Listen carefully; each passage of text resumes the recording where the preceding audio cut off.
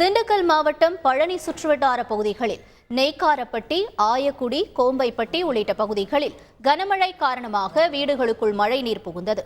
பேருந்து நிலையம், railway Peter சாலை, காந்தி ரோடு, தாராபுரம் சாலைகளில் உள்ள கால்வாய்கள் அடைத்ததால் மழைநீர் செல்ல முடியாமல் சாலைகளில் வெள்ள நீர் வழிந்தோடியது.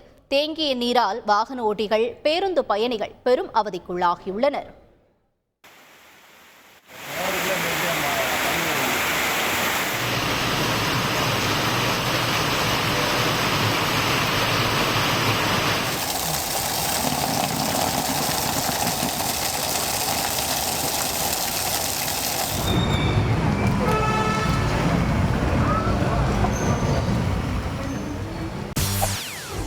செய்திகளை உடனுக்குடன் தெரிந்து கொள்ள உடனே சப்ஸ்கிரைப் பண்ணுங்க.